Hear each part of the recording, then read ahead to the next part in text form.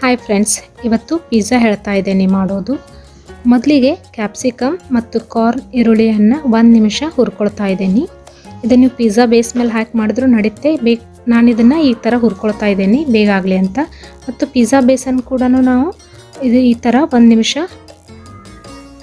ಈ ಥರ ಬೇಕ್ ಮಾಡಿದ ಮೇಲೆ ಇದ್ರ ಮೇಲೆ ಈಗ ನಾನು ಟೊಮೆಟೊ ಸಾಸ್ ಹಚ್ತಾ ಇದ್ದೀನಿ.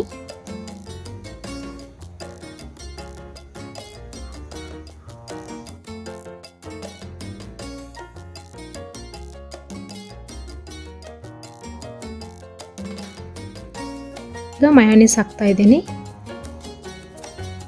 ಮತ್ತು ಪಿಜ್ಜಾ ಸಾಸ್ ಹಾಕ್ತಾ ಇದ್ದೀನಿ.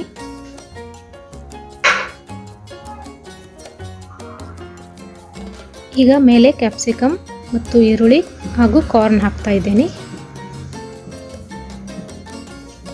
ಸ್ವಲ್ಪ ಪನ್ನೀರ್ ಹಾಕಿದ್ದೀನಿ ಫ್ರೆಂಡ್ಸ್. ಈಗ ಚೀಸ್ ಹಾಕ್ತಾ ಇದ್ದೀನಿ. 8 ನಿಮಿಷ ಬೇಕ್ ಮಾಡ್ಕೊಳ್ಬೇಕು.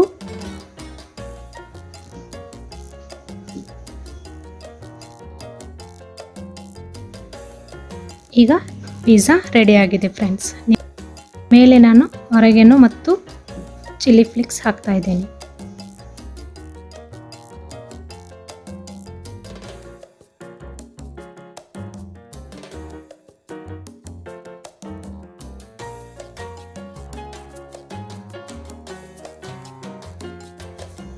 ತುಂಬ ಈಸಿ ರೆಸಿಪಿ, ನೀವು ಒಂದ್ಸಲ ಟ್ರೈ ಮಾಡಿ ನೋಡಿ.